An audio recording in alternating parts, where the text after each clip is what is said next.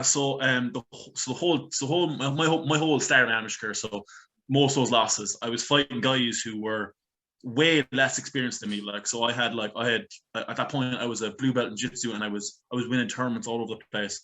I fought in a tournament and I actually beat a black belt, and I beat like purple belts and brown belts. Like, I was very skilled at jiu-jitsu, and I was winning tournaments, and that skill could never transfer over. I was getting submitted by guys who shouldn't have been submitting me, and I was getting outstruck by guys who shouldn't have beat me. Like, I had like countless IKF tournaments where I fought kickboxing, and so I was really good at that, and I was getting beaten by guys who were just fat big guys that were just out kind of powering me, and it shouldn't have been there.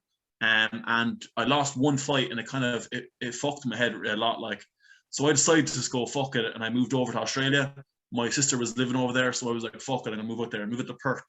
And I was back and forth with Liam, my coach, and he was kind of saying, no.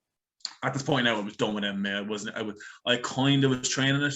I found a gym in Perth, and I was kind of training it, but I wasn't really training it. And Liam had a seminar with Dave Mullins. He's a sports psychologist. He's worked with most SBG fighters, so he's worked with like the big names like Kyle Pendred and Connor even, and a few other big names.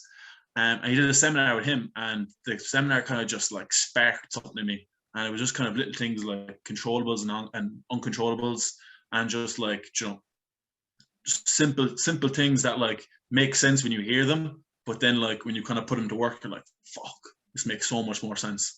And then I took a fight in Australia it was a day's notice. I actually quit my job and everything because of it.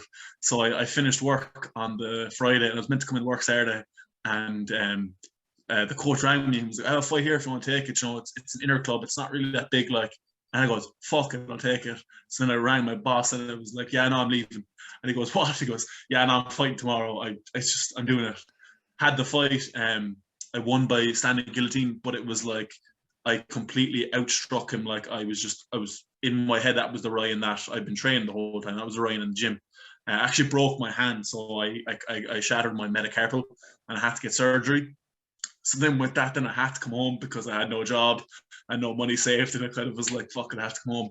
So I came home, and I was like, fuck it, I'm ready to go now. I have that spark in me again, and I'm ready to fight. And I went to an IMAF tournament, and I did my best I've ever fought in an IMAF tournament. Won a bronze medal.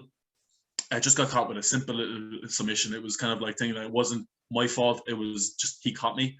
And then from there, then in 2018, then I won the Europeans in Romania, and then the Worlds in Bahrain. And it was just kind of like, that was the Ryan that Liam has been watching the whole time in the gym, like, and Liam knew then.